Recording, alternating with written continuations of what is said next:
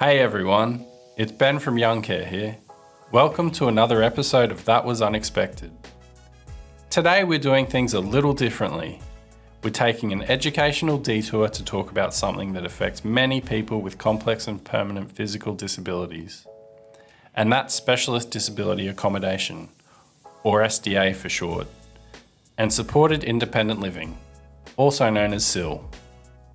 For those who benefit from these services, the impact of having a safe, accessible home to call their own and live independently is truly life-changing. To help delve deeper into this sometimes tricky to navigate aspect of the NDIS, we have some awesome guests joining us. Take it away, Lisa. Are you sick of the same old disability stereotypes? We were too, so we did something about it. Welcome to That Was Unexpected, the Disability Lifestyle podcast for everyone. Brought to you by Young Care and hosted by me, Lisa Cox. Join our amazing guests as we delve into topics that don't often hit the headlines. So let's do this. Prepare for the unexpected. If you're low vision like me or have other accessibility requirements, check out our show notes. Before we get started, we'd like to acknowledge the traditional owners of land on which we record. We pay respects to the elders, past, present and emerging. Hi everyone, welcome back to That Was Unexpected. Today we've got a really important issue, well all of them are, but another really important issue to talk about. Housing for people with disabilities, particularly young people with complex disabilities and high care needs. So as much as we would love to talk about the intricacies of government policy and things like that with the federal election coming up, don't worry, we're not going to do it and push you all to sleep. Instead, we have two experts here who are doing all the hard work with SDA and things like that, and can talk to us about housing for people with disabilities because they're the ones at the front line. So we have Matthew Cameron from Choices and Rights, two-time Paralympian, also at Kerrers, Queensland, and knows a lot about SDA housing, and the lovely Sarah Croucher from Young Care Connect. So welcome to both of you. Hi. Thank you. It's great to be here. Now, disability housing for young care, housing for people with high care needs. I suppose you don't put a lot of thought into it until you have to face it yourself. And I'm certainly in that position. I'd really never thought a lot about it. Matthew, you definitely have some lived experience in this. I do. So, I'm a full-time wheelchair user myself. And I'm a renter at the moment, but I'm hopefully soon in the future can go down a pathway of becoming a homeowner. But it's very difficult either renting or trying to purchase a property that is, able to meet my needs and my mobility issues that I do have. So there's lots of barriers as, I'm sure people out there experience every day. I'm actually starting the process of going through the SDA exploration phase and getting what they call an occupational therapist to do my functional capacity assessment and a home assessment for the NDIS so that they can make a decision on whether or not I'm funded for such SDA.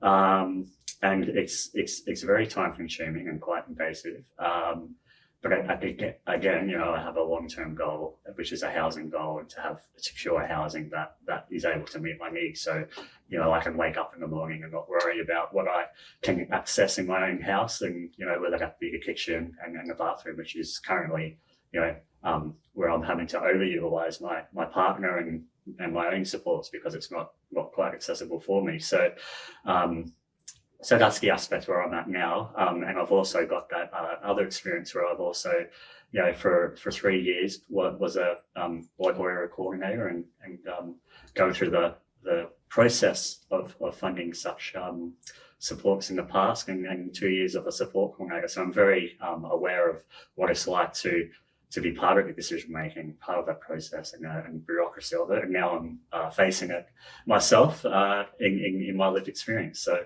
I'm here to hopefully share some of my experiences and my knowledge that I've been able to collect through or learn through my time in the past 8 years dealing with all things NGIS. Awesome. Well, we definitely are looking forward to hearing from you both. And so often it's just the little things that you so often take for granted. I know, just being able to wake up on a Sunday morning and go around my own place, whether it's, in your pajamas or something like that, when you're in hospital or aged care, you've got a set meal time, you've got set shower times, all those sorts of things. You can't do that. So we're going to be talking a lot today about SDA and SIL. So can you tell us what they mean, what they're all about, please, Matthew? Yes, so special disability accommodation is for the bricks and mortar. So that's the very highly specialised disability housing, and there are a few categories to that. Would you like me to touch on what that is, or we can maybe do that a little bit later if you'd like, Lisa? Or, why not? Yeah, why not do it out? I suppose because I'm a bit of a nerd when it comes to NGIS, so I sometimes need to not share so many acronyms. So just slow me down if I go too quickly. I know. I suppose I just want to tell all our listeners that what we'll be doing is we'll be deep diving into all of the nitty-gritty details, but at the same time we'll be saying some really obvious basic things that people might go, well, yeah, of course. Yes. But there'll be listeners out there who are new to the disability space, who do not understand all the jargon, all the acronyms. So we want to make this accessible to them as well. Yeah, absolutely. So, knowledge is power. So that's something that's dearly important to me, and I love being able to share what I do know and connect people to the right, professionals that can help along that pathway. So going back to your question about the differences between SDA and SIL, there are categories of specialised disability accommodation. There's one for improved livability that incorporates on an understandable amount of physical accessibility with enhancements for people that have, that may have sensory or cognitive or intellectual integration issues with the environment. And then there's fully accessible, which is something that I'm personally trying to be funded for.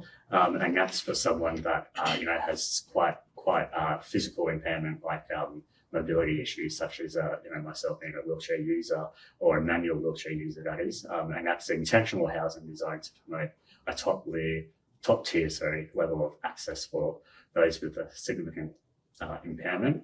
And then, of course, you've got robust, which is more of around your resilient housing, but really is for people that, that may display behaviours of concern and find it difficult to maintain safe and long-term rentals, just because if they've got some property destruction or anything like that, these houses are really designed and built with that in mind, so that it really mitigates that risk towards the homeowner and the participant and those supporting participant in the home, whether that be family or support workers.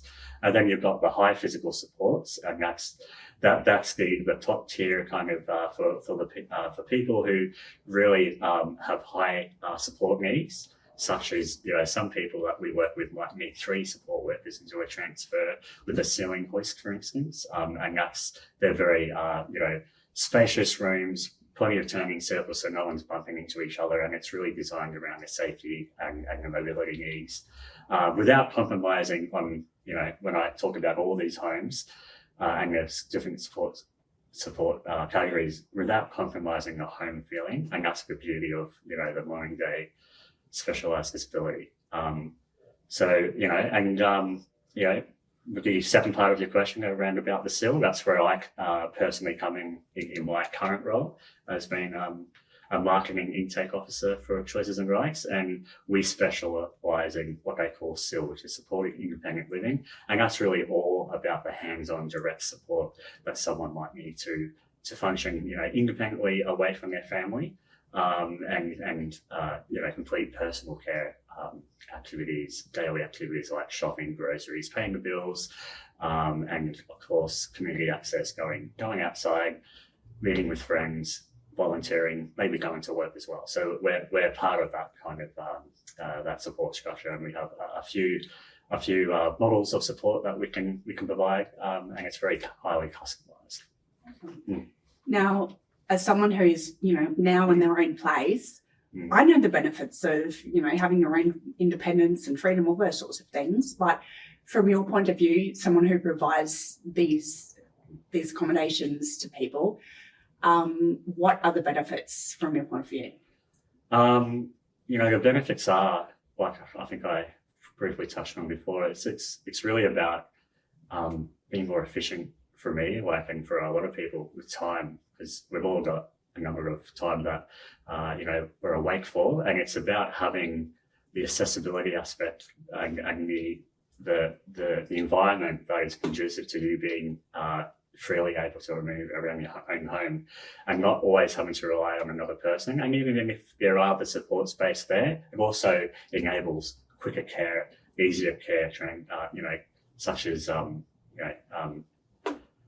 what's an example? I have so many sometimes I hit bottlenecks in my mind, but such as a 3-to-1 transfer, like I was saying with a hoist. So if you've got the environment there, it becomes second nature, more so than having to get up staircases and bumps, and being able to fit through a little tiny door or a tiny shower where you've got to sit on the floor instead of a shower commode because you can't fit one. So there are all the types of things that I hear every day when I'm going to help people, hopefully going to help people moving to SIL or SDA or go through that journey. Now, Sarah, over to you. Why is there such a huge demand for these sorts of services and accommodation and housing? I guess the main thing is, back before SDA and before Young Care started building homes, people, once, if they had high care needs and they weren't able to remain living at home, they were unfortunately going into aged care, which aged care is great if you're over 65 and you choose to go there. That's wonderful for you. But for people under the age of 65, it just wasn't appropriate. I visited quite a few people living in aged care that, under the age of 40, and they'd tell me stories of just staying in their rooms, not really going out much. One lady wasn't allowed to have an electric wheelchair because they thought it'd be dangerous for the other residents. So she was just sat in her room and couldn't use her own manual wheelchair. So had to wait till someone would come and take her places. Sorry. But also there's now, there's new disabilities occurring every day. We get phone calls. Unfortunately, there's always new spinal injuries. There's new acquired brain injuries. There's also people with degenerative conditions, so they're declining. So they may be living in a home that's suitable for them now, but 2 years from now, it's no longer suitable for their needs. So there's always going to be a need for SDA. And then I guess whilst there is a lot of SDA around now, like it's growing since MDIS has come in, there are many options. There's still not sort of enough in the regional areas. And and we personally sort of believe there's not enough that's family designed for whole families to go and live there with one person with disability, but the other members of the family might not have disability. It'd be lovely if people could stay together. Now, I know you do a lot of work speaking to so many people, but is there one particular call, one person which really highlights the awesome work that you're doing at Young Care Connect? There's so many, mainly because we have the home support grants. So they're grants that help people move out of inappropriate housing. So often that could be someone that's stuck in a nursing home, or they may just be at home with aging carers and they're ready to move out, or it might just be a life stage thing. So, they're in their 20s and they don't want to live at home with mum and dad anymore and they're ready to make the move out. One nice story was Uni, and she was in a nursing home in Tasmania, but all her family lived on the Central Coast. So she had children and then grandchildren, and she was stuck in a nursing home for over 8 years in Tasmania, just trying to get out. She had multiple sclerosis. We were able to assist her with flights, with white goods and things to set up in her new SDA on the Central Coast. She would FaceTime with her, grandchildren, and they would talk about what they would do once she moved, and they couldn't wait till she got there. And, then once she moved in, she sent us a picture of her with a glass of wine, sitting with her beautiful view and just being able to be with her family, instead of in aged care where it wasn't appropriate for her and she wasn't living her full life. Yeah. I suppose another thing which really intersects with what we're talking about is aging parents, because when you think of, disability housing, you think of the bricks and mortar and all the paperwork and things like that, NDIS. And maybe for anyone who's not totally familiar with it, they might not think of aging parents and why that's such a priority. But perhaps we have some listeners who are in that situation who have children with disabilities. But could you please speak to that a little bit? I guess it's always a very difficult conversation to have, but it is about that life planning. And we do talk to elderly carers who they are nervous about what happens when they do decease, pass away, what will happen and who will care for their loved one, who will care for their child.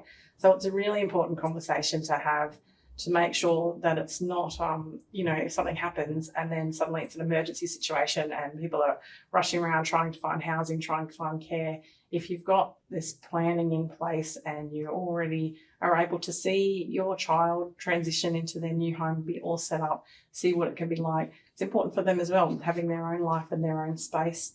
We've had calls from parents who, they have had the chat and, the child's just as happy because they're like, yes, I want to move out, but I didn't want to upset you.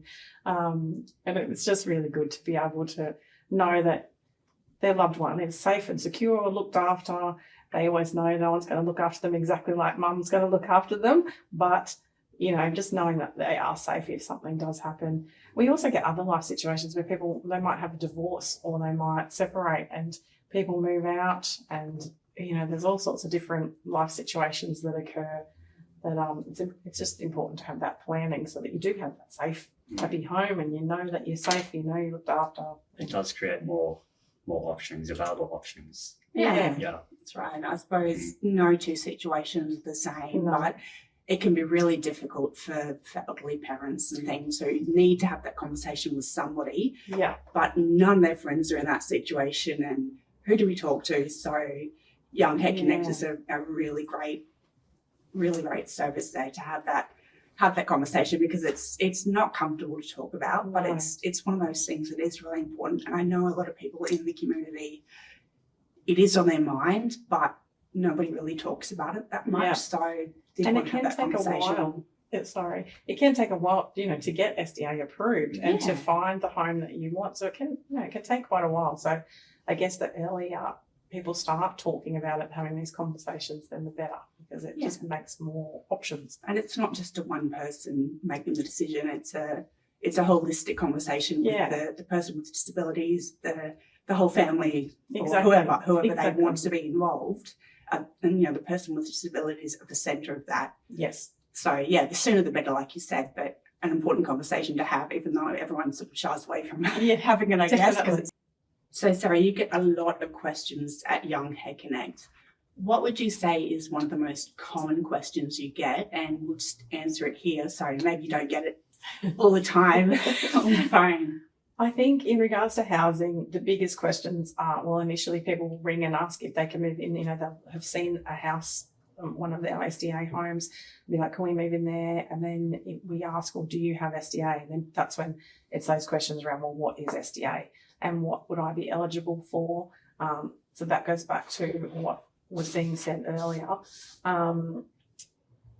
And also just how do they apply for SDA is a big one. People will say, well, what do I need to do? And that's when we go back and basically say, it's, you need to talk to your support coordinator. It's not always I guess some people may see this as a bad thing to say, but I always say that if your support coordinator does not know what SDA means, then you need to have a very good conversation. They need to either go and find out and then come and assist you. And if they're not willing to find out, you need to get rid of them and find a new one. Because they're costing the same hourly rate. You might as well have one that knows what they're doing. So you need a really good support coordinator and you need a really good occupational therapist for those functional capacity assessments to make sure they're really targeting the housing and your housing needs and why you need a specialist disability accommodation. They're probably the biggest questions. And then also we get the questions about grants. Like, so, if you're moving from aged care into a new SDA and you need a washing machine, a fridge, a dryer, sheets, couch, all those basic things, they actually add up to quite a bit of money. And if you're on a carer's allowance or on a disability pension, that can be unobtainable for some people. So we have grants where we can help cover some of those costs for people to remove that barrier. Okay. Now, Matthew, everything you do, you've got a lot of people applying for SDA and SIL funding and not grants, but funding and things like that. Yes. What do you find is their biggest motivation to do that? Well, usually it's because, unfortunately, a crisis, Mm-hmm. or sometimes it is about future planning. So, if we're starting from the very start of the journey, which is something that I was touching on that I'm doing at the moment, but even going back a step and talking to your local area coordinator, or Sarah was suggesting finding a really good support coordinator to start the assessment process, because it takes around about 18 hours to do what they call a functional capacity assessment, FCA, and then another 20 or so hours for an occupational therapist, maybe even a physiotherapist or a psychologist, to also start writing supports around about the actual housing and the reason why it should be ultimately funded. To increase the independence of a person with a disability ultimately, and there are two ways to meet that eligibility, but it's very hard, even for a very experienced OT who really say, whoever the client is, or in my case Matthew, there's no certain outcome, and that's a problem at the moment, because even if it's very blatantly clear that someone has high functional needs to have such housing, it's not always obvious, and a good report is extremely valuable to go through. And when I say that it can be quite invasive, it's because they do that. It's not to be something that's scary, but it's just something to be aware of, and that's it's really a information that would be quite deficit based, in my experience. So it can kind of get you. You have to. It's good to have family. It's good to have someone to talk through the process before you start, and maybe the occupational therapist, if they're really good, obviously, they're going to take you through it slowly. But unfortunately, it's really about discussing what the deficits are and the problems, and then the solution base at the end of it. And as I was saying, there are two ways that a person can become eligible. And in one scenario, it can be a participant that is having an extreme functional impairment and may qualify. And then alternatively, the second component of the eligibility of SDA is someone who requires very high support needs. So what I was saying, that 24-hour care support model, and having maybe 1 to 2 to even 3 support workers on for a handful of hours or more per day to be able to meet that eligibility. So that is a lot of cost in terms of the NGIS scheme, but it's obviously very necessary for people with who do require that, and it shouldn't be someone meets that criteria. It really shouldn't be argued as much as it is by or declined as much as it does from the NGIS.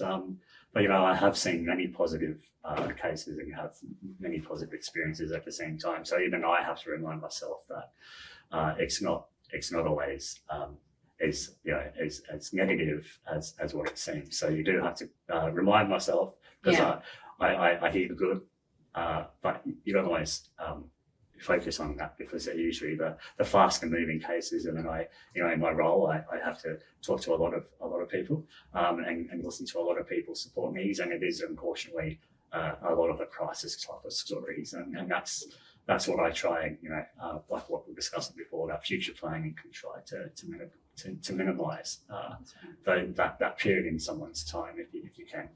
Yeah, there are a few crisis stories about the NIS and terrible things making news. Yes. But overall, I think being able to have that dignity and freedom restored, have your own place, and I still very much believe in it. So it's definitely it's been life-saving for me.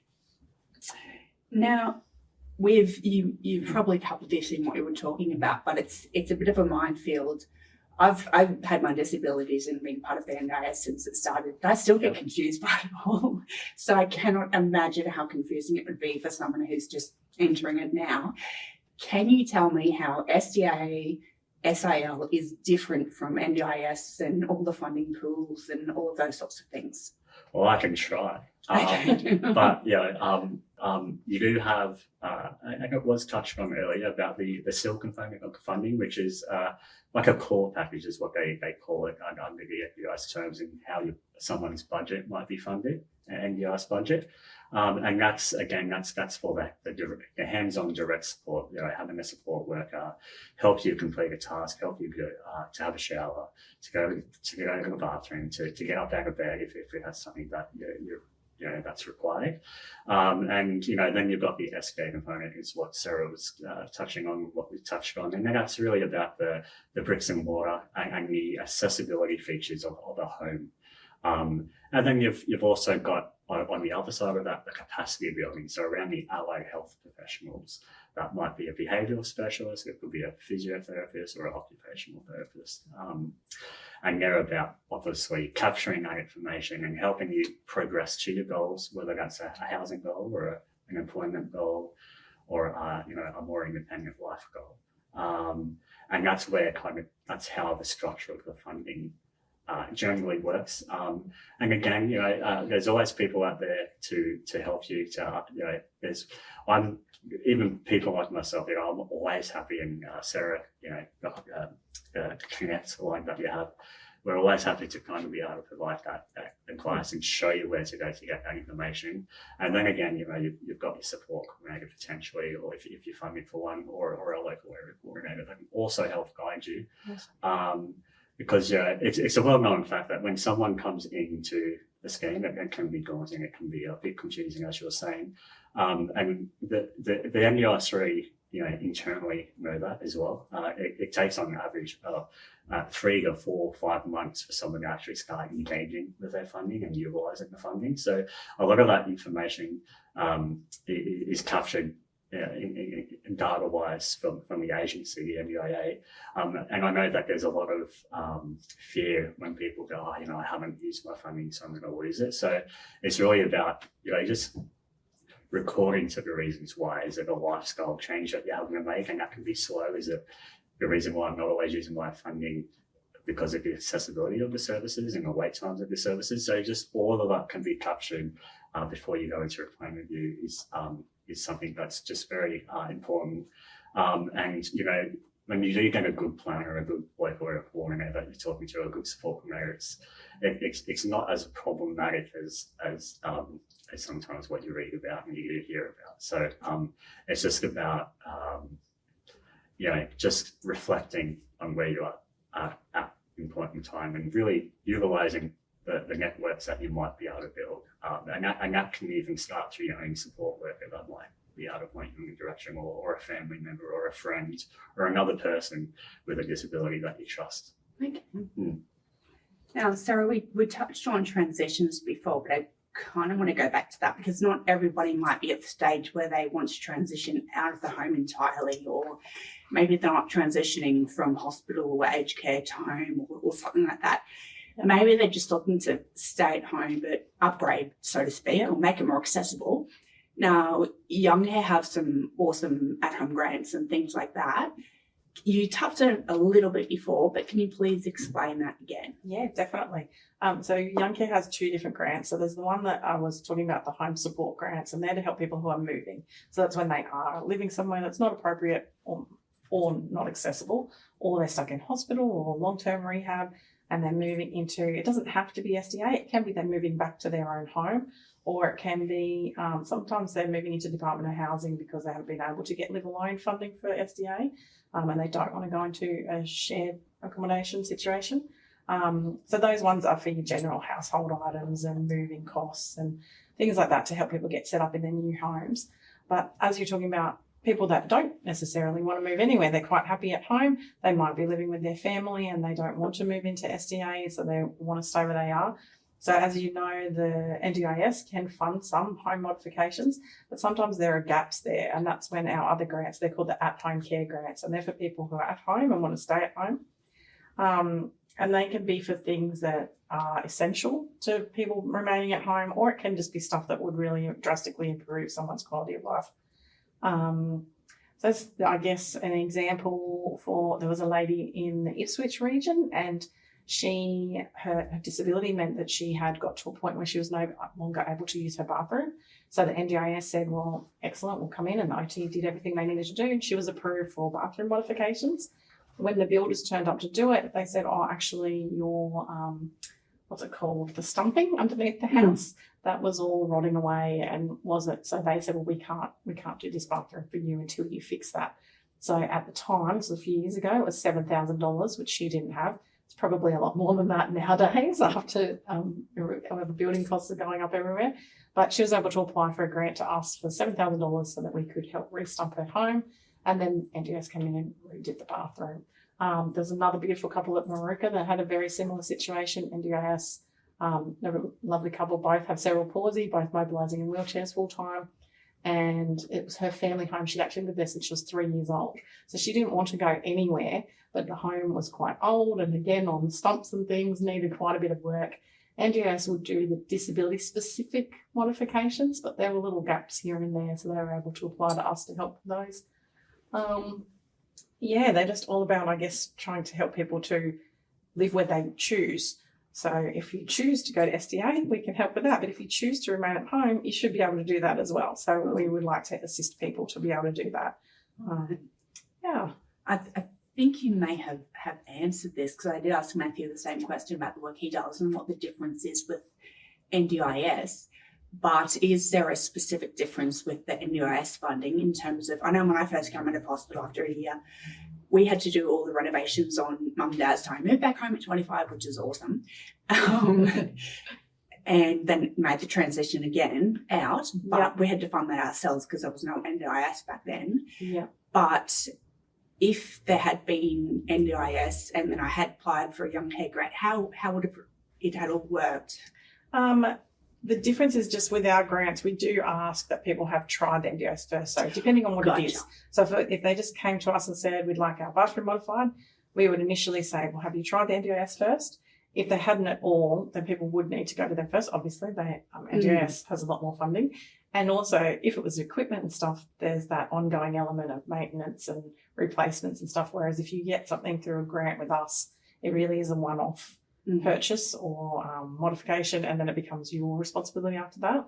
So it is better to go through the NDIS, and also because we're a charity, we just unfortunately do not have enough money to fund all of the grant applications that we get, which we would love to be able to fund every single one that comes through the door, but we can't. They have to have tried the NDIS first, and also the state government things. So if there's SWEP or Enable in New South Wales, or SWEP's in Victoria, Enable New South Wales, and all the different state funding as well. And then we're kind of like the last resort, or if it's something that the NDIS just will not fund, which we all know now, there's the lists and things.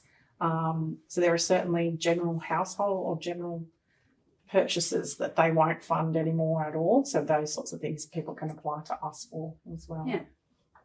And Matthew, back to you. Are these sorts of things, SDA, SIL, are they available to people with disabilities in metro areas only, or is it for regional and remote people with disabilities as well? It depends how remote, but ideally they should be available, and in fact that they are. But the further out rural you go, obviously there's limitations to infrastructure, investment, and therefore the providers out there, that being SDA and SIL, do become limited. So there are fewer options, but there are even examples that I can think of that Gympie's not that regional, but it's still it's still bit of a small town vibe. And recently, or late last year, I had developed a relationship with a lady that needed to be discharged out of hospital, and we were able to and with the support of the family also be able to kind of set up their own SIL arrangement 24 hours just for herself on the property, because the family had a large property, and that kind of higher customization can be difficult for sustainability from someone's plan. But we've been able to, through the course of the last 6 or 8 months that she's been in our care, we're being able to make it sustainable and make it work, and more importantly, make it work for her. So there are solutions, and then there's other solutions that sometimes we even go down and either rent a property for someone, or we even can purchase a property and do aftermarket modifications. So there are those options, and then obviously the preferred option, if it's there, is to connect with a SDA partner such as Young Care. So I know everyone's different, but a lot of people do want to buy and do whatever with that, and it's something you're looking to do. Yes. But there are also people who are looking to rent, and we started talking about this before we recorded. Can you explain that process a little bit? Yes. So if someone does have the SDA and SIL funding already in their plan, it's they just have to connect to a provider that either provide, well, usually they're separate, the SDA and the SIL, and that's due to some of the rules and the regulations around conflicts of interest to ensure that there's no one company or one provider consuming all the funding and having more of a, I suppose, when that occurs, that can create conflicts of interest. So it's really to try and mitigate that, and that's why the rules are there. So someone like Choices and Rights and just say Young Care, for example. And I don't always work with Young Care, but I often do, and I always enjoy it, I have to say. It's really, for those who have that funding for SDA and SIL, it's about connecting to a provider that is, or two providers that are able to provide that, and that you're happy. So it will be like going for a house inspection, essentially. You'll go, I like this location, because that's really important. I like the area. I like the home. Can we advance? And there's what we call the intake process, and that's really about the SIL provider getting to know who you are, what your goals and what difficulties you might have in life, what are the barriers, so that we can provide a solution-based care, evidence-based model that works for you, where we customise what we call a ROS group care, ROC, and that's just around the staffing, or if you're living by yourself, it's more customisable again, and I keep going off subject. I'm sorry. That's right. I do it all the time. Yes. Yeah. Go back to the rent, and then the renting component is briefly it's called RRC. Yes. Rental, reasonable rent contribution, and that is generally paid out of someone's disability support pension, DSP, and that's 25% of that. It's paid. You can either, or usually the way that you can set it up is that it just comes directly out of your DSP once a fortnight, and I think as of April it's around $497 per fortnight, which is quite still affordable for people living on their disability support pension, and that's what it's there for, to ensure that there's still money left for someone to enjoy a little bit of expenditure and afford groceries and other bills. Okay, cool. Now, both of you do so much work in this space. You're both experts in the field. Can I ask, I know you've probably got a list of them, myths about accessible accommodation, disability housing? What myths do you have that we can bust on today's app? I think the big one for me is sometimes when we get calls from people and they may have been approved for specialist disability accommodation, but they're approved for share accommodation. And so in their mind, they think very old school group homes, and they believe that that's what SDA is like. And those of us that have been and visited new SDA stock, they're actually beautiful homes. Usually the people, I know in Young Care's housing, every participant, every resident has their own room. They have their own big, accessible, beautiful bathroom. And these rooms aren't looking like the old school hospital bathrooms. They just look like big, beautiful bathrooms, have their own little courtyard. There is shared living areas, but if people don't want to be out there in the living area with everyone else, they can. They do have their own space as well. And then usually there's also another bathroom as well for visitors and for care staff, so people aren't trooping through your bedroom to use your bathroom. And they're just always very light-filled and spacious. And just lovely. They And are they're not like that beautiful. old. That warm home Yeah. feeling Yeah. that you need to feel comfortable in your Yeah. house. Definitely. Yeah. What about you, Yeah. Matthew? What's a myth that you hear a lot in your work? Well, they're not aged care, they're not hospitals, and they're not sterile, and they're really, these days designed not just for the functional impact to the person's disability, but it's about like I said, the most important aspect of feeling like you're actually in a home. Yeah.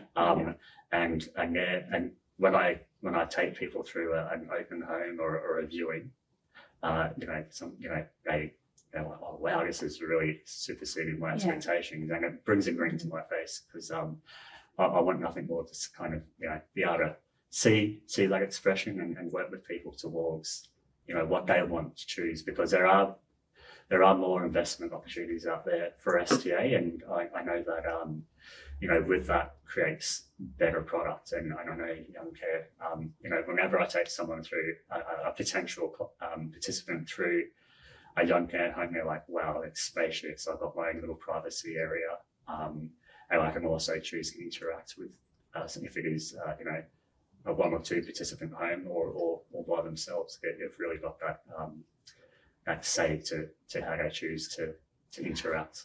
I think another big one, and I always remember this, I remember showing some families through our Wooloowin home, and there was two families, both of their children lived in a very institutionalised care. They'd been there since they were children. They were now in their 40s. And I just remember the parents saying, to the staff, well, what time do they get up? And I'm like, well, when they want to get up. And then, well, what time, how often do you, change their incontinence? And they're like, oh, well, actually, since moving in here, everyone here uses a bathroom now because we were able to do that, and we take them when they need to go. And then they're like, well, what do they eat for dinner? Well, whatever they would like to eat for dinner. And it just kept going on, and you could see their faces going, wow, this is so different to aged care, to the institution where they had been living. It was like just couldn't wrap their heads around it. And I loved it. I was like, this is great, because it was just, and what time do they go to bed? Well, when they would like to go to bed, when they're asked to go to bed. It's not 6 o'clock, everyone lights out, you're in your bed. It was really beautiful. It's really nice. And also people say, well, how much care will the person get? And that's when you explain that, it's individualised. So if the person requires a lot of care, they will get that in their SIL package. I have a mate that lives in SDA. He doesn't want someone there 24 hours a day with him. He wants someone to come in, help him in the morning, go away, leave him alone, come back at night, help him in nighttime stuff. But, everyone's totally different, as everyone is. Yeah. I think that's probably the one of the many things when you visit Young Care homes, they're, for want of a better word, dare I say, normal. It's like normal homes when you step in them. They've got that really nice homely vibe, which I love. Now, how can people get in touch with you? Because after listening to this, there are probably some people maybe thinking they have a few more questions for you, Sarah, for Young Care Connect, or but have a chat about, transitions, either someone who's just about to come out of aged care or a hospital, or move out of home into their own place, or anything in between. How can they get in touch with you? The easiest way is we have a 1-800 number. So it's 1-800-844-727. And then we also have a really easy email, which is just connect@youngcare.com.au. Very simple. And we'll put all of that in the show notes. And Matthew, what about you? How can people get in touch to find out more about all the great work you do? Oh, we have our office line, which is 0728053018. But I'm also happy to take calls personally, and if you want to say hello and ask a few questions, I can gladly give you my work number, which is 0491362930. But otherwise, we do just have a very simple email, ngis@choicesandrights.com, if emails are. Thank you. And we'll put all of that in the show notes again. We've put a lot of information into this episode today, so we hope we haven't overwhelmed all of you. There's a lot of info in here. Now, a final question for both of you, which we ask everybody, is what about your life or you or something else is unexpected? You going first? Or? Well, you already pointed out that I'm a 2-time Paralympian. That was for athletics. at the moment, and I've been retired since 2015 from elite sport, but I'm actually now considering coming back out of retirement, but for another sport called sitting volleyball. And my goal, cool. my passion is to work towards Brisbane 2032, Oh, which still so seems nice. futuristic, that number to me that year, but it's not. So that's my grand surprise. That's Not many people fantastic. know it. You heard it here, people. We have an exclusive. That's very cool. Where do you keep your gold medals? Usually in my sock drawer, but I can get out and show you later. So. And Sarah, what about you? Well, that's going to sound very sad compared to that. Well, I am a huge book nerd. So I actually have a Bookstagram account, which is basically just Instagram, but it's for books. So publishers send me books to review and advanced copies of books to write little reviews. So it's nice. I get free books and I get to nerdily chat about books to people on the internet. That's great. I'm a big fan of that because I'm a big nerd too and love my audio books. So if any of those books are available on audio, then Yes, please I let me love know audio and I'll as list well. on triple speed. Thank you both for coming to chat today and speak about accessible accommodation and housing. Really, really good to find out more about it, and we hope our listeners got something out of it too. So have a great day, everyone, and we'll see you next time. Thank you. Thank you. Thanks for listening to That Was Unexpected. If you liked what you heard and you want to hear more, then hit subscribe wherever you get your fix. Have any questions or topics that you'd love for us to tackle? Great! Email podcast@youngcare.com.au. We can't wait to hear from you. Check out our show notes for transcripts, video recordings, and to find out more about our guests, plus the useful resources they share. You can reach us on Facebook, Instagram, X, and LinkedIn at Young Care Oz. Let's not forget, an inclusive community is everyone's business. So let's keep working together to break down barriers and smash some stereotypes.